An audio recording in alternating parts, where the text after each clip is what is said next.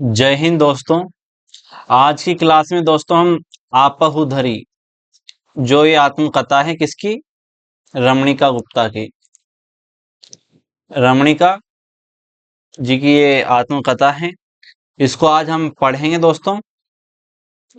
सबसे पहले तो अगर आपने अभी तक इस चैनल को सब्सक्राइब नहीं किया तो चैनल सब्सक्राइब जरूर कर दें दोस्तों।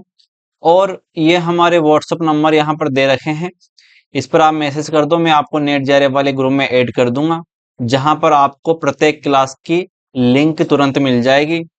ठीक। और क्लास को लाइक जरूर करना है दोस्तों। आप क्लास को लाइक करना भूल जाते हो या छोड़ देते हो और कमेंट भी नहीं करते वीडियो पर, तो लाइक और कमेंट दोनों ही करना है आपको। सबसे पहले बात करें आपहुदरी जो आत्मकथा है, इसको लिखने वाली कौन है? रमणीका गुप्ता। ठीक। रमणीका गुप्ता कब लिखी है? 2015 में। यह आत्मकथा दो भागों में है। ठीक। यह एक बोल्ड आत्मकथा है। बोल्ड मतलब कैसे दोस्तों? हम सामाजिक तौर पर जिन घटनाओं पर या जिन चीजों पर हम बात नहीं करते या जिन्हें हम अश्लील समझते हैं, उन चीजों को इस आत्मकथा में खुलकर बताया गया है, इसलिए यह एक बोल्ड आत्मकथा मानी गई है। इसमें रमणीका गुप्ता ने अपने जीवन में जो, जब बचपन में उसके साथ जो शोषण हुआ, शारीरिक शोषण, उसका भी खुलकर जिक्र किया। और जब वो इस स्थिति में थे कि खुद का निर्णय खुद लेती थी, तब उनकी इच्छा से भी उन्होंने कई दफा अनेक व्यक्तियों से शारीरिक संबंध बनाए, उसका भी जिक्र इस आपहुदरी नामक आत्मकथा ने इसमें खुलकर बताया है। और इस आत्मकथा को पढ़कर ऐसा लगता है कि लेखिका ने कोई भी घटना छिपाने का प्रयास नहीं किया। जो भी घटना उसके जीवन में घटी, उसे पूरी तरह इस आत्मकथा में उतार दिया। ठीक। तो इस आत्मकथा को बोल्ड आत्मकथा भी कहते हैं। ठीक, बोल्ड आत्मकथा। आपहुदरी जो इस आत्मकथा का शीर्षक है, इसका अर्थ इसका अर्थ होता है दोस्तों स्वेच्छाचारी। स्वेच्छाचारी यानी जो अपनी मन मर्जी के हिसाब से चलता है। ठीक। एक जिद्दी लड़की की आत्मकथा है यह। ठीक। और आपहुदरी पंजाबी भाषा का शब्द है। कुछ विशेष तथ्य इसमें देखते हैं शुरू में, कि इस आत्मकथा में बचपन से लेकर धनबाद जाने तक की आत्मकथा है। तो पहला फैक्ट तो आपको ये ध्यान में रखना है दोस्तों, आत्मकथा में कितना घटनाक्रम है? बचपन से लेकर धनबाद जाने तक का घटनाक्रम है इसमें। लेखिका के परिवार पर आर्य समाज का प्रभाव है, तो आर्य समाज का प्रभाव भी है इनके परिवार पर। जैसे मनु भंडारी जी की आत्मकथा है, उसमें भी आर्य समाज का प्रभाव था, आर्य समाज ही थे वो लोग भी। ठीक। लेखिका का नाम रमना भी है, तो एक नाम रमना भी है इनका, जो घर पे बुलाते हैं इन्हें। प्रश्न इस प्रकार भी बन सकता है कि रमना नामक कौन सी आत्मकथा में रमना नामक पात्र आता है, रमना नामक नायक है, नायिका है। ठीक, तो कौन सी आत्मकथा में है? आपहुदरी में। इनके पारिवारिक पात्र, इनके परिवार के पात्र हैं, उनकी बात करते हैं दोस्तों। सबसे पहले इनकी माता का नाम क्या है? लीलावती। तो ये पात्र जो यहां पर दे रखे हैं, इनका आपको ध्यान में रखना है। माता कौन है? लीलावती। पिता कौन है? प्यारेलाल बेदी। प्यारेलाल बेदी। ठीक। और भाई कौन? तीन भाई हैं इसके, खास तीन भाई हैं, रवि व्रत, चांद व्रत और सत्यव्रत। ठीक। इनके नाना का भी नाम आपको ध्यान में रखना है। नाना कौन है?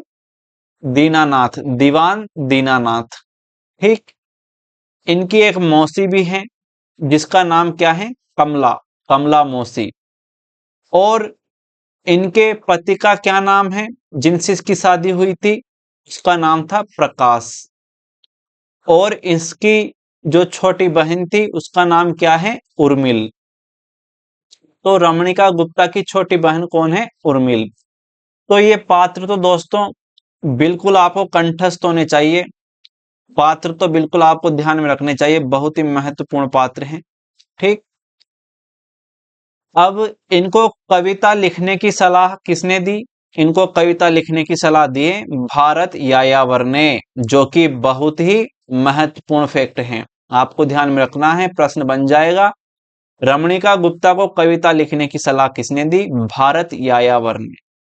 इनको कहानी लिखने की सलाह किसने दी? अब कविता लिखने की सलाह तो भारत यायावर ने दी थी, जबकि कहानी लिखने की सलाह रामविलास शर्मा ने दी थी इनको। किसने? रामविलास शर्मा ने। तो ये फैक्ट भी दोस्तों महत्वपूर्ण है। एक बात और ध्यान में रखनी है, जो पंजाब में, अब ये पंजाब के क्षेत्र की आत्मकथा है क्योंकि लेखिका पंजाब के क्षेत्र में जन्मी थी। अब पंजाब के क्षेत्र के जाट परिवारों में माँ को क्या कहते हैं? बेबे। माँ को कहते हैं बेबे। और हिंदू परिवारों में माँ को क्या कहते हैं? बीबी जी। तो लेखिका अपनी माँ को बीबी जी नाम से संबोधित करती है, जिस तरह इधर कई जगह मम्मी जी के, माता जी, बीबी जी या बेबे जी जैसे भी पुकारा हो, लेकिन लेखिका अपनी माता को किस नाम से पुकारती हैं? बीबी जी। ठीक। आगे देखो, अब इसकी भूमिका देखते हैं। भूमिका का नाम है सच बोलना क्यों जरूरी है। इस टॉपिक पर यह भूमिका लिखी है लेखिका ने। ठीक। लेखिका कहती है कि मैं रमना हूं, मेरे कई रूप हैं, जिससे आप मेरी इस आत्मकथा यात्रा में रूबरू होइएगा। मैंने बुरी लड़की होने का दंश भी झेला है, हालांकि मैं मानती हूं कि मैं बुरी नहीं हूं। तो दोस्तों यहां से लेकर और यहां तक का जो कथन है बहुत ही इंपॉर्टेंट है, और जब इस कथन को आप पढ़ोगे तो आपको कहीं ना कहीं ये लगेगा कहीं ये मनु भंडारी जी की आत्मकथा एक कहानी यह का कथन तो नहीं। तो दोस्तों आपको इसमें कंफ्यूज नहीं होना है। मनु भंडारी और रमणिका गुप्ता में आप बहुत कंफ्यूज हो सकते हो अगर आप ध्यान से दोनों को नहीं पढ़ोगे। ठीक। तो मैंने बुरी लड़की होने का दंश भी झेला है, हालांकि मैं मानती हूं कि मैं बुरी नहीं थी। तो ये मोस्ट है, ये कथन आपको ध्यान में रखना है। कौन सी आत्मकथा में है? आपहुदरी में। आगे देखो, नदी को न पत्थर बांध सकते हैं न बांध बांध सकते हैं। नदी तब तक नहीं रुकती जब तक उसका पानी का स्रोत खत्म नहीं हो जाता, और मैंने अपने भीतर की स्त्री के स्रोत को कभी खत्म नहीं होने दिया। तो ये फैक्ट भी दोस्तों महत्वपूर्ण है, इसका भी आपको ध्यान में रखना है। कौन सी आत्मकथा का है ये? आपहुदरी आत्मकथा का। आगे देखो, जब लड़की बड़ी होती है तो लड़की की जमात बड़ी होती है। केवल उसका व्यक्तित्व नहीं, उसके साथ साथ उसके संस्कार, ग्रंथियां, भय और संकल्प भी बड़े होते हैं, और कभी कभी इन सब से आगे बढ़ जाती हैं लड़कियां। मनुष्य की कसौटी मानवता है, न कि समाज के नियम या कानून। उन्हें तो मनुष्य ही बनाता है, मनुष्य ही बदलता है। मैं सदैव ऐसा ही मनुष्य बनने के प्रयास में रही। अपनी पीढ़ी से भी मैंने यही अपेक्षा की है। औरत की नियति भी हार कर बैठ जाना नहीं, गिरकर फिर उठना है, संघर्ष करते हुए आगे बढ़ना है। तो ये कथन भी दोस्तों आपको ध्यान में रखना है, महत्वपूर्ण कथन है। कथन को दे देगा, औरत की नियति भी हार कर बैठ जाना नहीं, गिरकर फिर उठना है, संघर्ष करते हुए आगे बढ़ना है। तो यहां पर आपको लगेगा आप कंफ्यूज होगे मनु भंडारी की आत्मकथा में और रमणिका गुप्ता की आत्मकथा में। ठीक। तो ये आपहुदरी की जो रमणिका गुप्ता की आत्मकथा है उसका एक कथन है। ठीक। आगे देखो, वह बुरी लड़की है, जिद्दी है, बड़ों का कहना नहीं मानती, बुद्धू भी है और बदशक्ल भी। बस जब देखो बहस ही करती रहती हैं। और ये कथन भी आ गया तब भी आपको ऐसा लगेगा कि ये मनु भंडारी का तो नहीं, क्योंकि मनु भंडारी भी खुद को कहती थी कि मेरा रंग काला था, जिसके कारण हमेशा घर में मेरी उपेक्षा होती थी, मनु भंडारी जी की भी। और यहाँ पर रमणिका गुप्ता के साथ भी यही हुआ, इसे लोग बदसूरत ही मानते थे। ठीक, और बोलने में भी ये ज्यादा बोलती थी ये। ठीक, रमणिका गुप्ता भी। तो वह बुरी लड़की है, जिद्दी है। आपको इस जिद्दी शब्द से ही पहचान लेना है कि ये कौन सी आत्मकथा का कथन है, आपहुदरी का, जिसका अर्थ होता है स्वेच्छाचारी। ठीक, आगे देखो, मैं बड़ी होने लगी, किसी लड़की का बड़ा होना क्या होता है, यह उस लड़की के समझने से पहले ही दुनिया ही उसे कि बता देती हैं कि लड़की बड़ी हो रही है।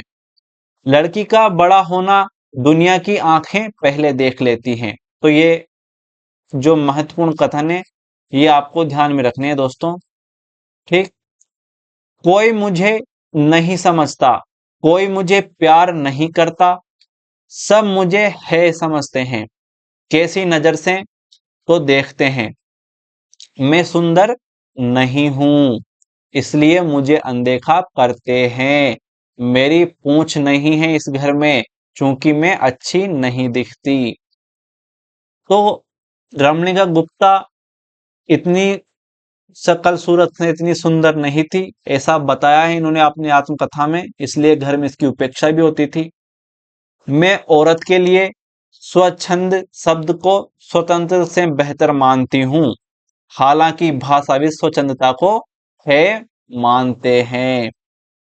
तो ये कथन है एक, मैं औरत के लिए स्वच्छंद शब्द को स्वतंत्र से बेहतर मानती हूं।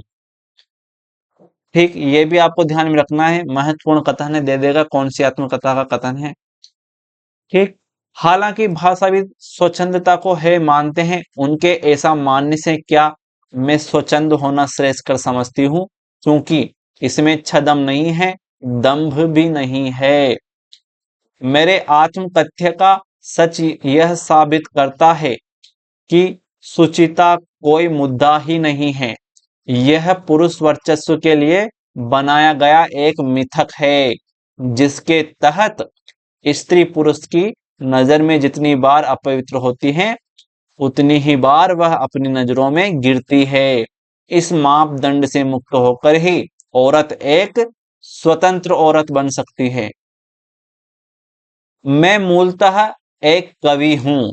तो ये कथन आपको ध्यान में रखना है, प्रश्न बन जाएगा कि आपहुदरी की लेखिका रमणिका गुप्ता ने खुद को क्या माना है, मूलतः कवि, मूलतः लेखक, तो क्या माना है, मूलतः कवि माना है। तो ये महत्वपूर्ण फैक्ट है, आपको ध्यान में रखना है। गद्य लेखन मैंने बहुत देर से शुरू किया, 1978 में मैं बहुत बीमार हो गई थी, रांची अस्पताल में मेरा 2 बार ऑपरेशन हुआ, वहां हजारीबाग के एक उभरते युवा कवि भारत यायावर मेरी देखभाल के लिए अस्पताल में मेरे साथ रह रहे थे। उन्होंने ही कहा था कि जिनके लिए आप इतना संघर्ष कर रही हैं, आप उन पर क्यों नहीं लिखती, कितनी कहानियां मिल जाएंगी आपको इनके जीवन संघर्ष की। उन्हीं की प्रेरणा से मैंने पर्वतिया कहानी वहीं अस्पताल में लिखी। तो पर्वतिया कहानी किसकी प्रेरणा से लिखी लेखिका ने, भारत यायावर की प्रेरणा से। ठीक, मैंने भारत यायावर को सदैव अपना गुरु माना है। तो सदैव अपना गुरु किसे माना है, लेखिका ने भारत यायावर को। दिल्ली में मैं रामविलास शर्मा जी से मिली, उन्होंने मुझे अपने अनुभवों के आधार पर आधारित कहानियां लिखने की सलाह दी और मैंने गद्य लिखना शुरू कर दिया। तो किसकी सलाह से गद्य लिखना शुरू किया, रामविलास शर्मा के कहने पर, किस सलाह पर। ठीक, आगे देखो। मैंने आत्मकथा के साथ साथ उपन्यास भी लिखने शुरू कर दिए। उनकी प्रेरणा से मैंने सीता और मौसी दो उपन्यास लिखे। तो किनकी प्रेरणा से लिखे ये उपन्यास? किनकी प्रेरणा से लिखे? रामविलास शर्मा की प्रेरणा से, जो जंगल और कोयला खदानों की आदिवासी महिलाओं के संघर्ष पर केंद्रित है। फिर अपने संघर्षों की आत्मकथा लिखने बैठ गई, जो हादसे के रूप में छपी। तो लेखिका की आत्मकथा, जो पहला भाग है आत्मकथा का, उसका उसका नाम क्या है? हादसे। तो ये इंपॉर्टेंट फैक्ट है। पहली आत्मकथा हादसे के नाम से छपी। हादसे एक संक्षिप्त रूप हरिवंश जी ने अग्नि दीक्षा के नाम से प्रभात खबर पटना में धारावाहिक रूप से छापा। तो हादसे का एक संक्षिप्त रूप हरिवंश जी ने छापा। किसमें छापा? अग्नि दीक्षा में। किस नाम से?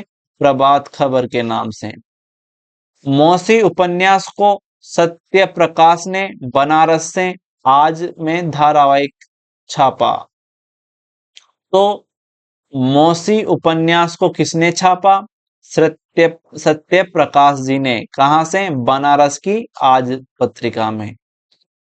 आपहुदरी मेरी आत्मकथा की दूसरी कड़ी है। तो दोस्तों, महत्वपूर्ण फैक्ट है, प्रश्न बन जाएगा। रमणिका गुप्ता की आत्मकथा की पहली कड़ी कौन सी है? हादसे। और दूसरी कड़ी कौन सी है? आपहुदरी। तो पहली थी हादसे।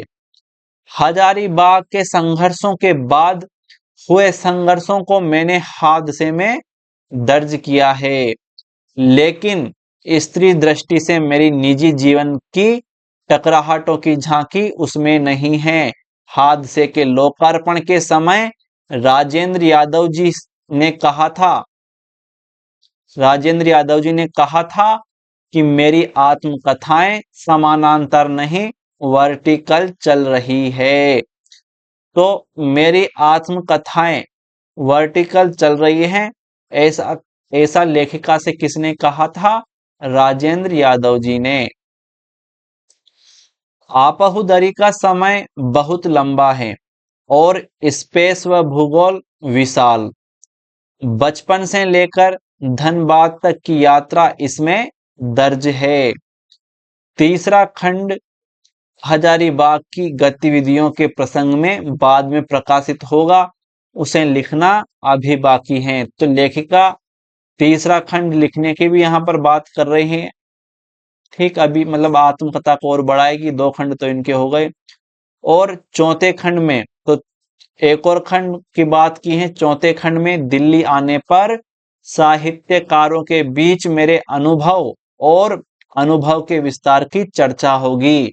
यानी लेखिका ने इस आत्मकथा की भूमिका में बताया है कि अभी आत्मकथा के 2 खंड और आएंगे। आगे देखो। मेरे यात्रा संस्मरण की एक पुस्तक लहरों की लय, क्या नाम है? लहरों की लय, प्रकाशित हो चुकी है। मैंने 21 देशों की यात्राएं की हैं। इस पुस्तक में 11 देशों के यात्रा संस्मरण हैं। तो लेखिका ने कितने देशों की यात्रा की है? 21 देशों की। और इस पुस्तक में कितने देशों की यात्रा का संस्मरण है? इस पुस्तक में 11 देशों की यात्रा का। पुस्तक प्रकाशन के बाद में हवाई भी गई थी। उसका विवरण पत्रिकाओं में तो छपा है, पर पुस्तक रूप में आना बाकी है। आपहुदरी को तैयार करने में दिनेश जी ने, सुमन जी ने और शिखा जी ने मेरे साथ बड़ी मेहनत की है। तो यहां तक इसकी भूमिका थी। अब आत्मकथा शुरू होती है। दोस्तों, लेखिका ने इस आत्मकथा को अनेक छोटे छोटे शीर्षकों में विभाजित किया है। जैसे मैं घोड़े पर पहाड़ चढ़ूंगी, बुरी लड़की, अच्छी लड़की, इस तरह इस पूरी आत्मकथा को अनेक शीर्षकों में विभक्त किया है। ठीक, देखते हैं, पहले शुरू करते हैं इस आत्मकथा का। मैं घोड़े पर पहाड़ चढ़ूंगी। इसमें क्या है कि याद आता है नार नौल का डोसी पहाड़, पहाड़ की तराई में घोड़े पर चढ़ने की जिद करती नन्ही रमना, वह पैर पटक पटक कर कहती है मैं घोड़े पर चढ़े चढ़े ही पहाड़ चढ़ूंगी, यानी पैदल पहाड़ पर नहीं जाऊंगी, पहाड़ चढ़ने के लिए मैं घोड़े पर बैठूंगी। सवारी के लिए घोड़ा एक ही था, बाकी खच्चर थे। मुझे दोनों में फर्क की समझ नहीं थी। छोटा भाई रवि जो मुझसे 5 साल बड़ा पर भाइयों में छोटा था। तो दोस्तों इसकी एक बात और करें कि रमना का जो कितने भाई बहन थे, टोटल 5 भाई बहन थे ये। ठीक, अब इसका जो बड़ा भाई है, सबसे बड़ा भाई, उसका नाम क्या है? सत्यव्रत, सत्यव्रत। ठीक, फिर इससे छोटा जो भाई है उसका क्या नाम है? चांदव्रत, चांदव्रत, चांदव्रत। ठीक, फिर इससे छोटा जो भाई है उसका क्या नाम है? रविव्रत, रवि व्रत, रवि व्रत। ठीक, तो ये 3 भाई हैं। फिर इससे छोटी है रमणिका गुप्ता, फिर इससे छोटी है रमणिका, रमणिका। ठीक, फिर रमणिका से छोटी उसकी एक बहन है जिसका नाम है उर्मिल, उर्मिल, उर्मिल नाम है। ठीक, उर्मिल। तो ये क्रम आपको ध्यान में रखना है, प्रश्न बन सकता है कि और रमणिका के भाई बहनों को जन्म के हिसाब से कर्म में जमाइए। तो पहले सबसे बड़े कौन है? सत्यव्रत, फिर उससे छोटे चांदव्रत, फिर उससे छोटे रविव्रत, फिर उससे छोटे रमणिका, फिर उससे छोटी उर्मिल। ठीक, तो रमणिका जो रविव्रत से 5 साल छोटी हैं। अन्य पात्र एक दादी भी हैं इसकी, बीबी यानी माँ, ताऊ का मझला बेटा हरबंश का भी इसमें जिक्र आया है। हरबंश एक बार रमणिका के साथ छेड़छाड़ करता है। ठीक, बुरी लड़की, अच्छी लड़की, इस शीर्षक में देखते हैं। वह बुरी लड़की है, जिद्दी है, बड़ों का कहना नहीं मानती, बुद्धू भी है और बदशक्ल भी, बस जब देखो बहस ही करती रहती हैं। मैं प्राय यही जुमले अपने बारे में बचपन से सुनती रही। मैं नहीं जानती कि घर के लोग मुझे बुरी लड़की क्यों कहते थे। तो घर में रमणिका को हमेशा ताना मिलता था कि वो बदसूरत है, जिद्दी है लड़की, सुनती नहीं है, बुरी लड़की है, इस तरह ताना मिलता था घर में, ताना देते थे लोग इसे। इसकी छोटी बहन है उर्मिल, उर्मिल। ठीक, उर्मिल छोटी बहन है, घर भर की जो लाडली थी। ठीक, अगला शीर्षक मैं बड़ी होने लगी। इसमें क्या कहा देखते हैं। मैं बड़ी होने लगी। किसी लड़की का बड़ा होना क्या होता है यह उस लड़की के समझने से पहले दुनिया ही उसे बता देती है। लड़की का बड़ा होना दुनिया की आंखें पहले देख लेती हैं। तो ये कथन आपको ध्यान में रखना है।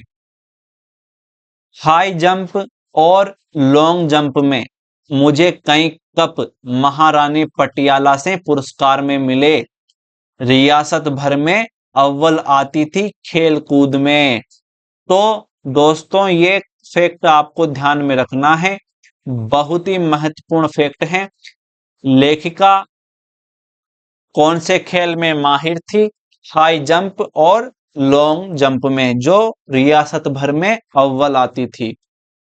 आगे देखो, अगला शीर्षक है जब आस्थाएं टूटी। बचपन में जब हम नारनौल में थे तो मैं बहुत पूजा पाठ करती थी। बाद में सब छोड़ दिया। हनुमान चालीसा का पाठ 40 बार करना मैंने नारनौल में ही शुरू किया था। उन दिनों दादी के साथ पूजा पाठ करना मेरी दिनचर्या थी। मैंने मांस मछली खाना भी छोड़ दिया था। पटियाला आने के बाद उन्हीं दिनों सत्यार्थ प्रकाश मेरे हाथ लगी। तो दोस्तों सत्यार्थ प्रकाश नामक पुस्तक का इसमें जिक्र है। सब पूजा पाठ छूट गया। मैं स्कूल में भी बहस करती, छुआछूत के खिलाफ बोलती, पर्दा प्रथा के खिलाफ बहस करती। शिक्षिकाएं मुझे चुप रहने को कहती, पर मैं उनकी बात नहीं मानती। एक दिन मेरी शिकायत प्रिंसिपल के पास भी चली गई और प्रिंसिपल इसको चांटे लगा देती हैं। ठीक, प्रिंसिपल कहती हैं तुम क्यों पर्दे के खिलाफ बोलती हो, क्यों जाति पाति तोड़ने की बातें करती हो, क्यों सनातन धर्म को बुरा भला कहती हो। प्रिंसिपल मिस सेन ने मुझे खूब डांटा और एक थप्पड़ भी लगाया। मैंने घर जाकर पूरा किस्सा पापा जी को सुनाया। बीबी जी अपनी आदत के अनुसार मुझे कोसने लगी। ठीक तर्क तो देती हैं। अब बीबी यानी लेखिका की माँ यानी इस पर गुस्सा हो जाती है, लेकिन इसके जो पिताजी रहते हैं लेखिका पर गुस्सा नहीं होते और ये इसकी पापा की लाडली रहती हैं। ठीक, इसके पिताजी कहते हैं ठीक तर्क तो देती हैं, क्या गलत कहा, हम भी तो आर्य समाज की बातों को मानते हैं, पापा जी ने कहा। फिर उसकी मम्मी बोलती हैं हाँ, आप ही ने तो बिगाड़ा है इसे, सिर पर चढ़ा लिया है। बीबी जी बिफर कर बोली। बीबी जी यानी माता जी। पापा जी डॉक्टर प्यारेलाल बेदी। तो ये फैक्ट आपको ध्यान में रखना है दोस्तों कि इसके पापा एक डॉक्टर थे। ठीक, एक डॉक्टर थे, पटियाला रियासत में डॉक्टर थे। कहानी उपन्यास लड़कियों के लिए तो यह नितांत वर्जित था। यानी इस समय कहानी लिखना, कविता लिखना लड़कियों के लिए वर्जित था, यानी समाज उनको स्वीकार नहीं करता था। ऐसे ऐसे कार्यक्रमों में उनको सम्मिलित नहीं होने देता था। ठीक, बड़े भाई श्री सत्यव्रत बेदी जब भी कॉलेज से लौटते तो कोई ना कोई पुस्तक भाभी लाज बेदी के लिए लाते, जिसे मैं और भाभी दोनों पढ़ती थी। तो इसकी भाभी का नाम क्या था, लेखिका की भाभी का नाम लाज बेदी। लाज बेदी। ठीक, आगे देखो। कविता और युद्ध का खटका। पापा जी का स्थानांतरण कोयटा में हो गया। एक आर्य समाजी मास्टर पूरन चंद इस बीच घर आने लगा था। वह बड़ा धूर्त था। तो दोस्तों ये पात्र भी महत्वपूर्ण है। पूरन चंद जो कि एक आर्य समाजी मास्टर रहता है, आर्य समाज का ज्ञान इसके परिवार में बांटता है। लेकिन यह पूरन चंद यह मास्टर दोस्तों बड़ा धूर्त रहता है। यह रमणिका के साथ बहुत शोषण करता है, रमणिका का बहुत शोषण करता है उसी के घर में। ठीक, जिसका जिक्र बाकायदा रमणिका जी ने एक एक शब्द कह के बताया है। ठीक, तो पूरणचंद मास्टर आर्य समाजी मास्टर हैं जो कि रमणिका का शोषण करता है। मजला भाई चांद व्रत बेदी भी फौज में भर्ती हो गया।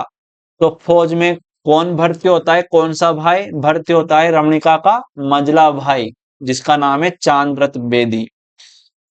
बड़े बेटे सत्यव्रत को सामंती परिवारों की तरह कुंवर का दर्जा प्राप्त था। उसकी बहुत खातिरदारी होती थी। मजला भाई घर में सबसे अधिक उपेक्षित था। यानी इसका मजला भाई चांद व्रत भी सुंदर नहीं था, इसलिए घर में इसकी उपेक्षा होती थी। सांवला रंग, बहती नाक, ऊंची सी निक्कर, बेडब ढंग से निक्कर में ठूसी हुई कमीज, जिसकी बाह हमेशा कंधे से नीचे तक खिसकी हुई रहती थी। वह हमेशा नाक का नेटा ऊपर सुड़कता रहता था। पढ़ने में भी मामूली ही था। मजले भैया चांद को घर में सब जेंड कहकर बुलाते थे। तो ये फैक्ट आपको ध्यान में रखना है दोस्तों। घर में जेंड कहकर किसे बुलाया जाता था? रमणिका के मजले भैया चांद व्रत बेदी को जेंड कहकर बुलाते थे घर वाले। लेकिन यही मंजला जब फौज में भर्ती होकर लेफ्टिनेंट की ट्रेनिंग पूरी करके 2 बरस बाद देहरादून से लौटा, तो घर में सब उसे देखकर दंग रह गए। यानी फौज में भर्ती होने के बाद, लेफ्टिनेंट की ट्रेनिंग के बाद, उसका जो शरीर का भूगोल था एकदम बदल गया था।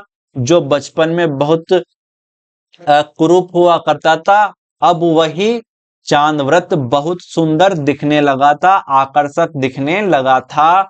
और फिर परिवार में उसको भी गिना जाने लगा बढ़िया तरह से। ठीक।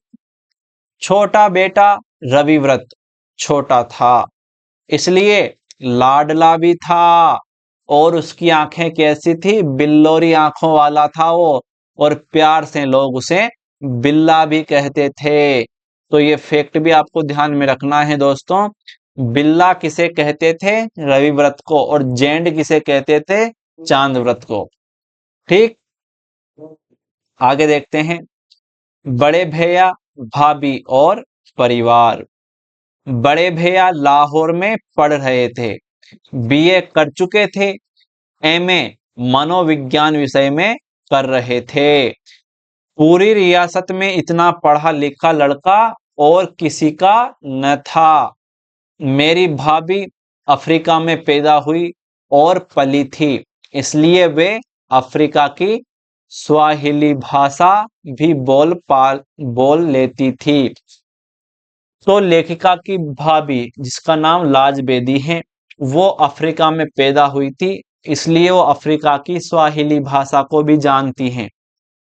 पापा जी पर अनेक औरतें फिदा थी, वे कृष्णों के कृष्ण थे। तो लेखिका के जो पिता हैं वो दिखने में बहुत सुंदर थे और डॉक्टर भी थे।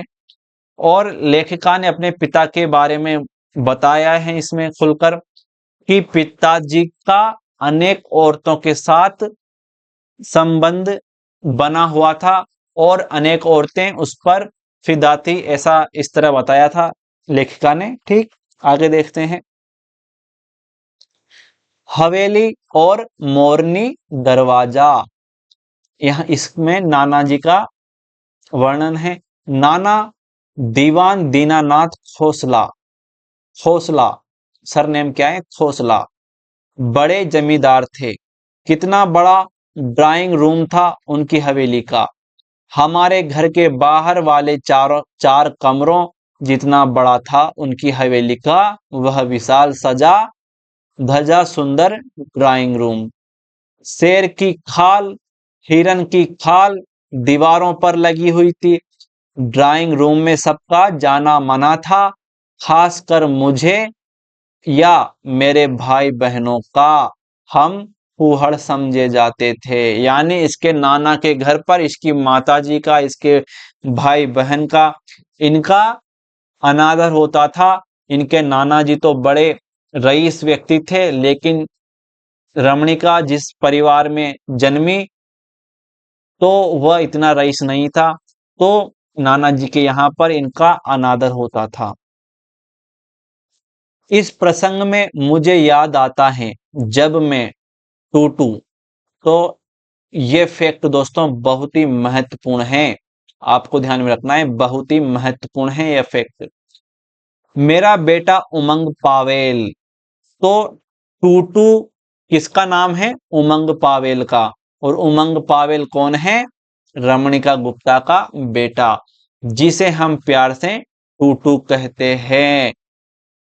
टूटू के यहाँ 2007 में उसके घर हवाई में गई तो उस घर की समृद्धि देखकर मुझे नाना की हवेली में हुई अपनी उपेक्षा की याद आ गई। शायद मेरे बेटे उमंग ने मेरे मन की स्थिति पढ़ ली थी। उसने कहा, मम्मा आपको याद है नाना के घर आपको उनके सजे सजाए कमरों में जाने नहीं दिया जाता था। देखिए मैंने उनसे भी बढ़कर भव्य घर बनाया है। मेरा नहीं, यह आपका है। आप जहां चाहें जाएं।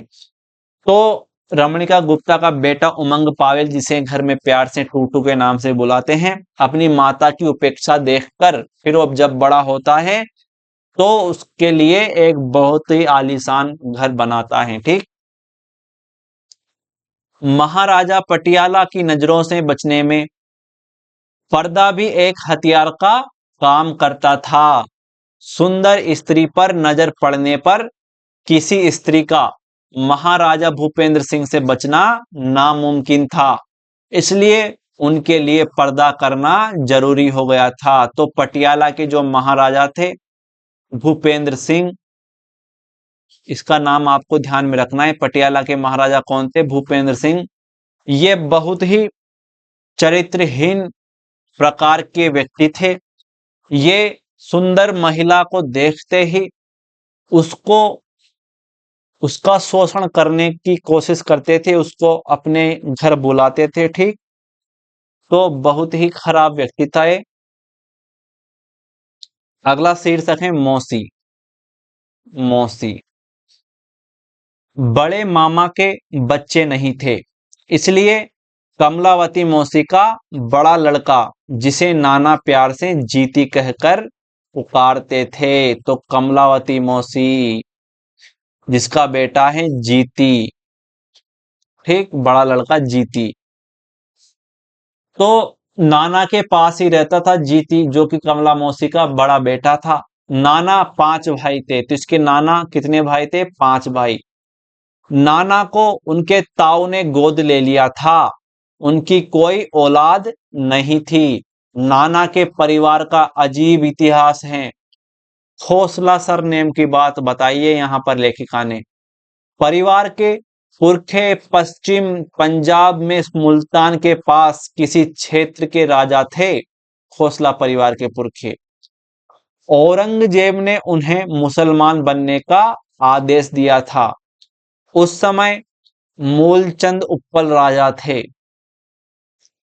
वे अपने हमशक्ल एक नाई को राजगद्दी पर बिठाकर अपने पूरे परिवार व सरदारों तथा सेना को लेकर दिल्ली की तरफ औरंगजेब से उसका आदेश वापस करवाने चल पड़े। यानी जब मूलचंद उत्पल राजा को यह आदेश प्राप्त हुआ कि तुम्हें धर्म परिवर्तन करना पड़ेगा, तब वह अपनी सेना को लेकर और औरंगजेब के पास जाते हैं कि राजा जी हम ऐसा नहीं कर सकते, आपको आदेश वापस लेना पड़ेगा।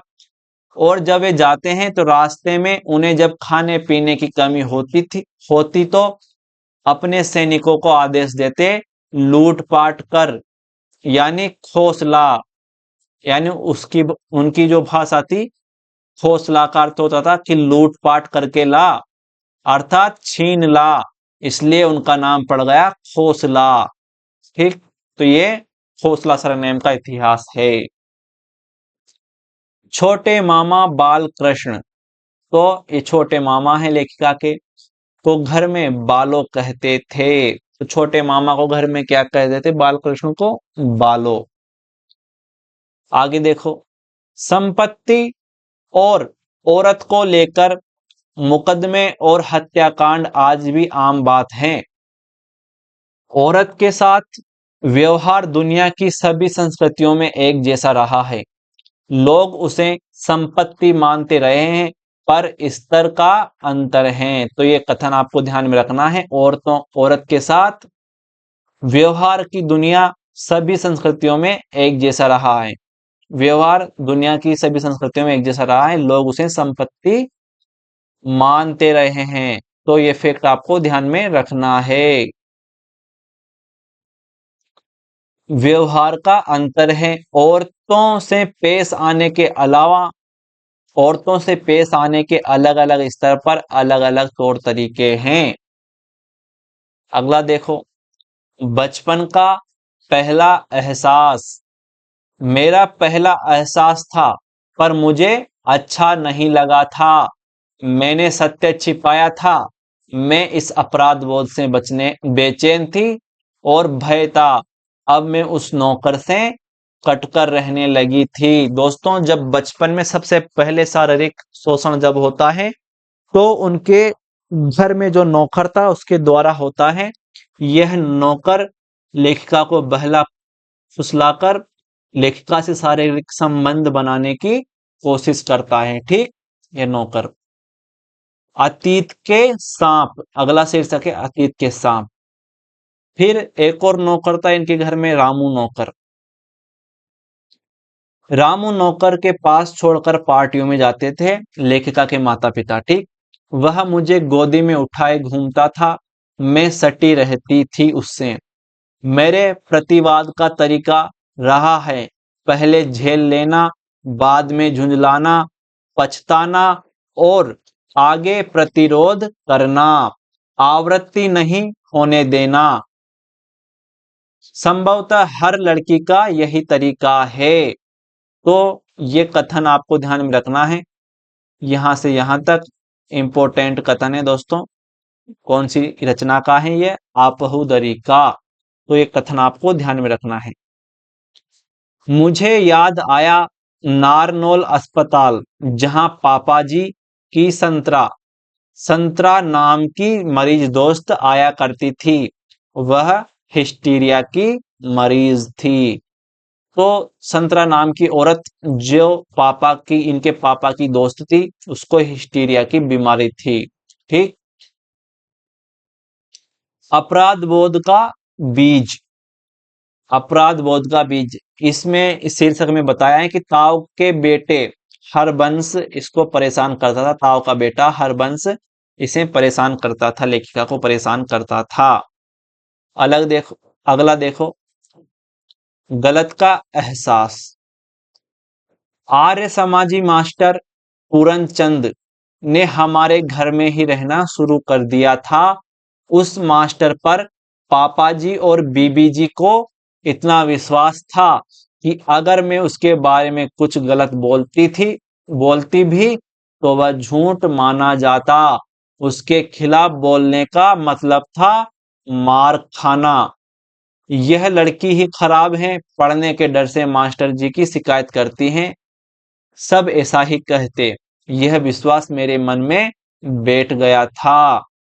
तो आर्य समाजी मास्टर ने कई बार लेखिका के साथ शोषण किया और लेखिका के मन में यह भी आया था कि घर वालों को बता दूं, लेकिन लेखिका इस बात से पीछे हट जाती थी क्योंकि घर वालों को मास्टर पूरनचंद पर पूर्ण विश्वास था कि वह ऐसा गलत काम नहीं कर सकता। अगर मैं ऐसा कहती तो मुझे ही लोग गलत ठहराते, क्योंकि मैं कहते कि मैं पढ़ने से बचने के लिए ये सब बातें कर रही हूं। कोयटा में किस्से। दादी बड़े उत्साह से दादा और उनके भाइयों के किस्से सुनाया करती थी। वे बताती कि सिब्बी, कोयटा की रेल लाइन अंग्रेजों के जमाने में हमारे दादा करमचंद बेदी ने ही बनवाई थी। तो दोस्तों, इसके दादा कौन है? करमचंद बेदी। ये फैक्ट आपको ध्यान में रखना है, महत्वपूर्ण फैक्ट है। दादा का नाम भी आपको ध्यान में रखना है। दादा कौन है? करमचंद बेदी। फिर करमचंद बेदी का बेटा है लेखिका का पिता। ठीक, पापा जी की पहली पत्नी दुर्गा नारंग। तो इनके पिता की जो पहली पत्नी थी दुर्गा नारंग थी, उसका नाम था दुर्गा नारंग। और लेखिका की माता जी इनके पिताजी की दूसरी पत्नी थी। तो ये फैक्ट भी आपको ध्यान में रखना है। ठीक, घूंघट न निकालने के किस्से। तो ये दुर्गा नारंग जो महिला थी और इनके पिताजी की जो पहली पत्नी थी, वो घर में घूंघट नहीं निकालती थी। ठीक, मेरी अपनी माँ लीलावती खोसला। मेरे पापा जी प्यारे लाल बेदी। बीबी जी 15 वर्ष की थी और पापा जी 25 वर्ष के थे जब ब्याह तो इनके माता पिता का जब विवाह हुआ था तो उसकी उम्र दे रखी है यहाँ पर। आगे देखो, यह धरती मर्दों को खा जाएगी, इसमें दक्षिण अफ्रीका का वर्णन है जहां इनके परिवार के लोग रहते थे। तो लेखिका के परिवार के लोग दक्षिण अफ्रीका में भी रहते थे पहले। मंझले दादा ने अपने अंतिम दिनों में मेरे दादा करमचंद बेदी के नाम एक पत्र लिखा था। पत्र में लिखा था कि व्यापार का अंत घाटाई होता है, इसलिए छोटे छोटे को डॉक्टरी पढ़ाइएगा। तो लेखिका के पिता को डॉक्टरी पढ़ाने की सलाह किसने दी थी? मंझले दादा ने। मंझले दादा ने, ठीक। तो इनके पिता जो घर पे छोटे भी कहते थे छोटे को डॉक्टरी पढ़ाइएगा ताकि लोग असमय नहीं मरे। कुछ परमार्थ करेगा छोटा, यानी जब दूसरे का इलाज करेगा तो उससे बहुत पुण्य मिलेगा। आगे देखो, प्रेम का पहला एहसास। प्रेम का पहला एहसास तोसी जो इसकी सहेली थी लेखिका की और मैं, यानी तोसी और लेखिका एक ही लड़के बलराम से प्यार करती थी। तो ये महत्वपूर्ण पात्र हैं दोस्तों। तोसी और लेखिका बलराम से प्यार करती थी। भाभी लाज बेदी से लेस्बियन रिश्ते की शुरुआत हुई। तो भाभी के साथ इनका कैसा रिश्ता था? लेस्बियन, यानी कभी कभी इसकी भाभी और ये दोनों आपस में शारीरिक संपर्क बनाते थे, ठीक। शारीरिक संपर्क बनाने की कोशिश करती थी दोनों आपस में। रिश्ते की तो शुरुआत हुई, पर उस रिश्ते के प्रति घृणा और भय की प्रेत छाया भी मेरे मन में पलने लगी। चेहरा विहीन हरकतों का सिलसिला, इस शीर्षक में देखते हैं। पापा जी ने मेरा नाम मेघदूत में नायिका के लिए वर्णित रमणीक शब्द से प्रभावित होकर रमणिका रखा था, जिसे मैंने बाद में रमणिका बना दिया। तो ये फैक्ट दोस्तों बहुत ही महत्वपूर्ण है। जब रमणिका का नाम किसने रखा? उसके पापा ने। कहां से संदर्भ लिया? मेघदूत का नायिका थी जिसका नाम था रमणीक, ठीक, रमणीक। और रमणीक शब्द से ही रमणिका बना। और लेखिका के पिता ने क्या नाम रखा था? रमणिका, जिसमें बड़ी ई की मात्रा थी अणे के ऊपर। लेकिन लेखिका ने क्या किया?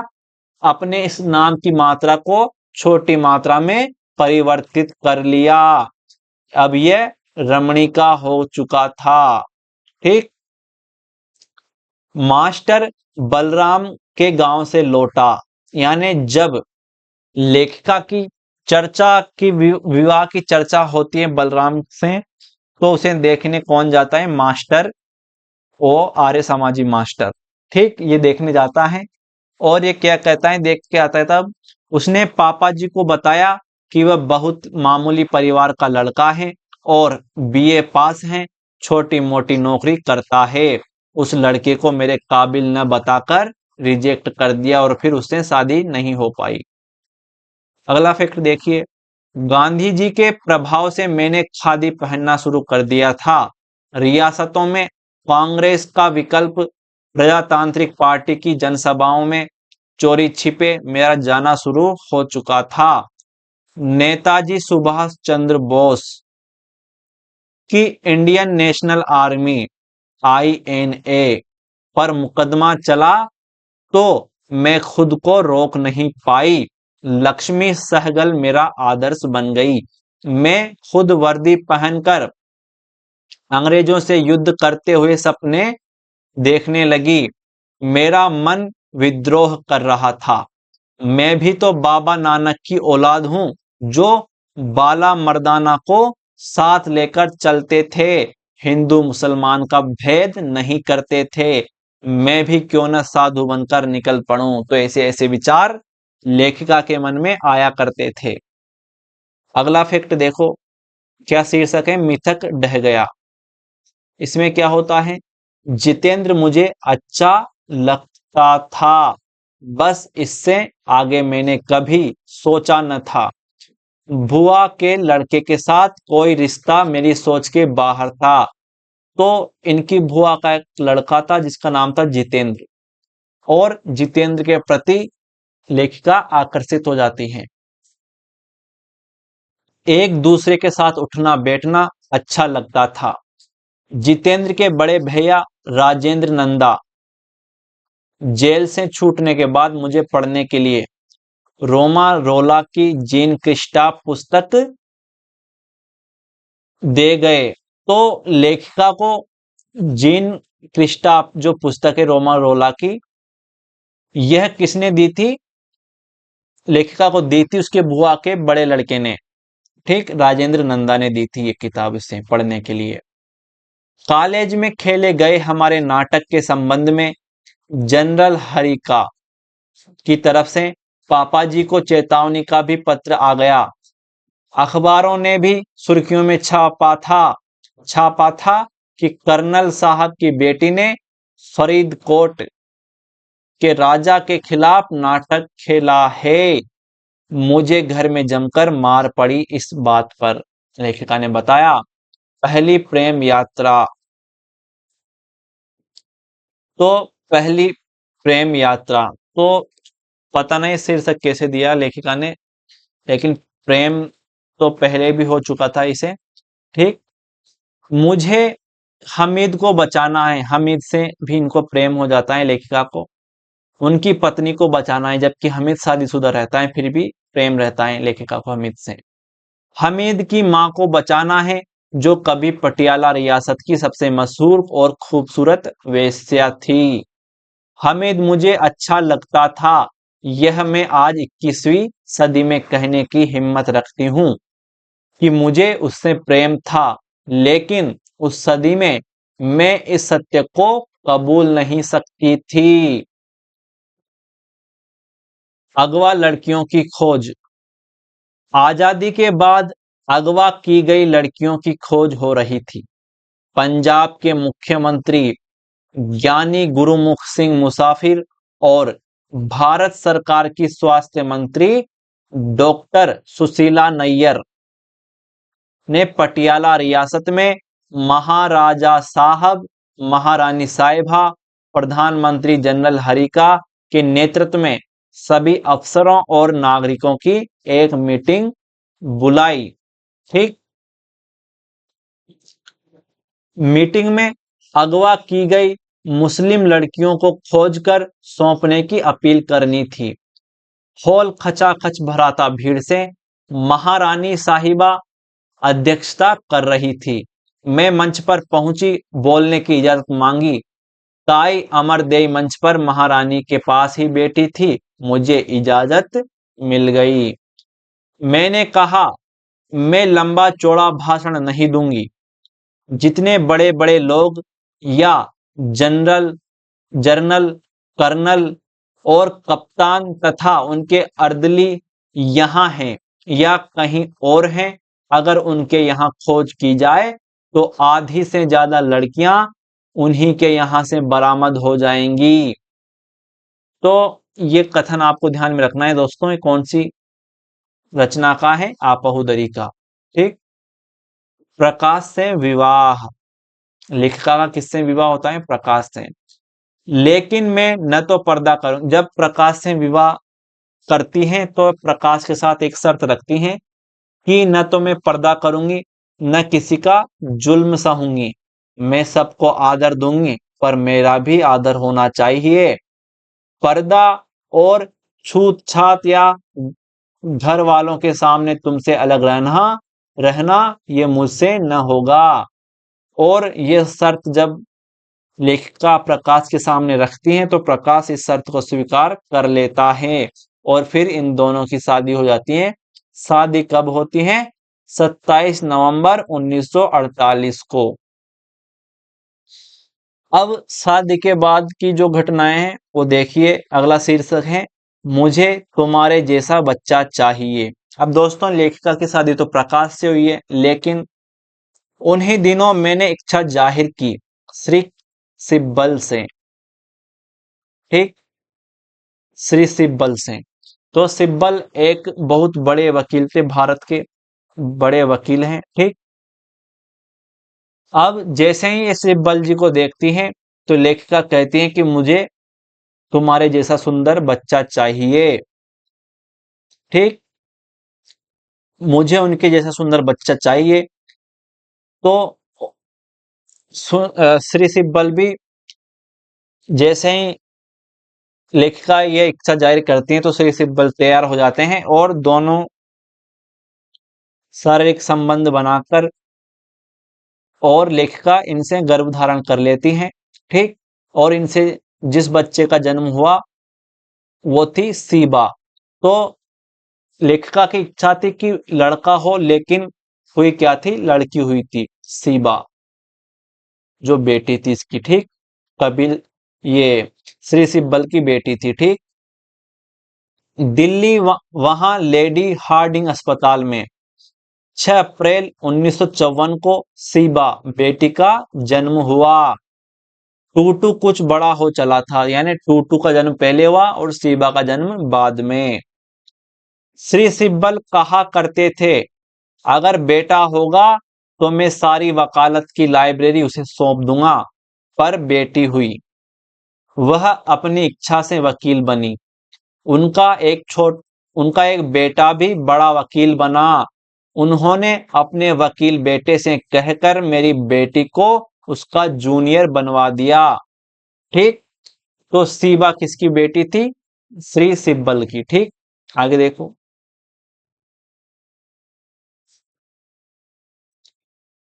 1960 में मद्रास के एगमोर अस्पताल में तरंग पैदा हुई।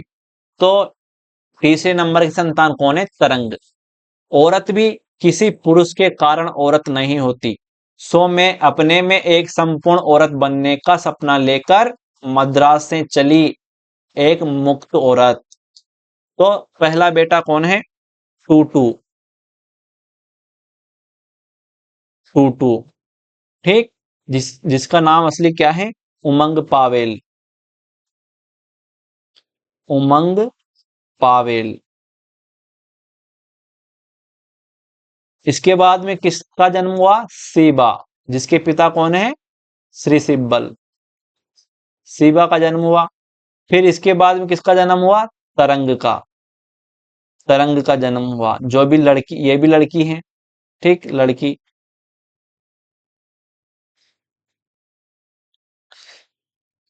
अगला फैक्ट देखो कि स्त्री को अपना पूरा अस्तित्व आने वाले अस्तित्व के निमित्त खत्म करना पड़ जाता है।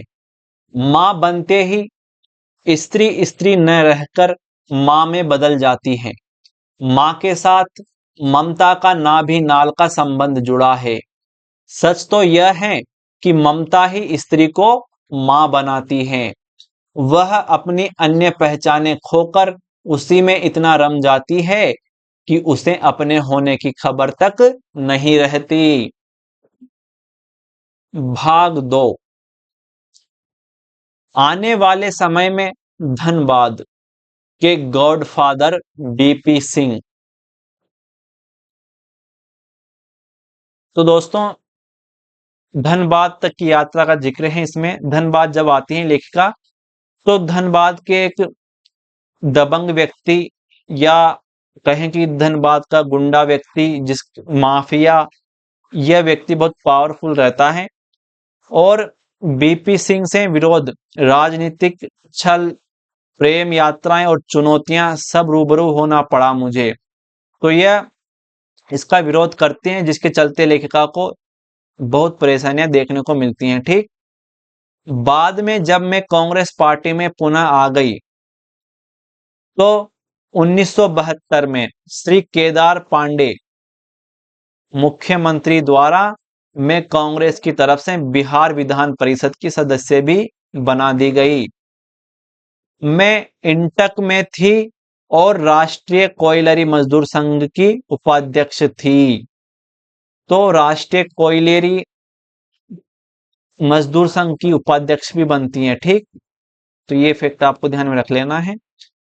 और बीपी सिंह से इसका विरोध चलता है।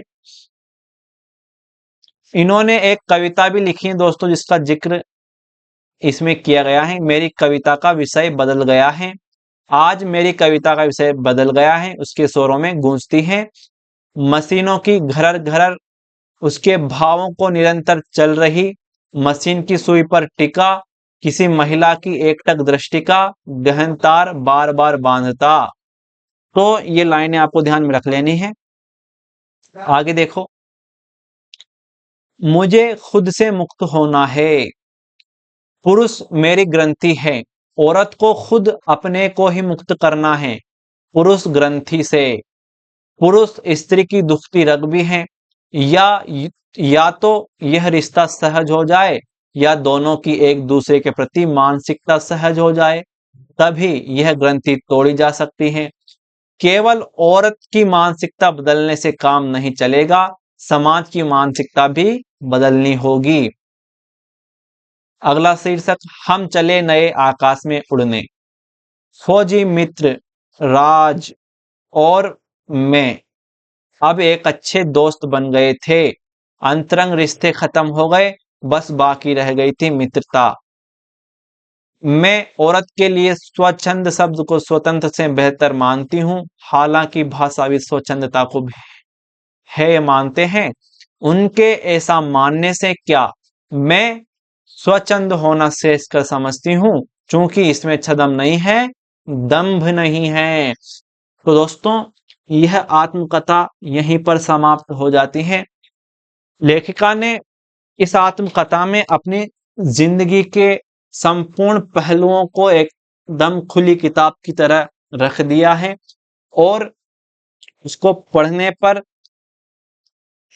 ऐसा लगता है कि लेखिका ने शायद ही कुछ छिपाया हो, ठीक। और इसके जो शब्द हैं और इसकी जो प्रस्तुत करने का तरीका है अलग है, इसलिए बोल्ड आत्मकथा के नाम से भी इसे बोल्ड आत्मकथा की श्रेणी में ये शामिल हो जाती है, ठीक। तो आज के लिए इतना ही दोस्तों, अगली क्लास में अगली रचना के साथ मिलेंगे। ये दोस्तों व्हाट्सएप नंबर है, इस पर आप मैसेज कर व्हाट्सएप ग्रुप में ऐड हो सकते हो। क्लास को लाइक करना है, आप लाइक करना भूल जाते हो, और अगर चैनल पर नए हो तो चैनल सब्सक्राइब करना है, और कमेंट करना है क्लास कैसी लगी आपको और अगली क्लास कौन सी रचना पे लेके आनी है। आज के लिए इतना ही, मिलते हैं अगली क्लास में।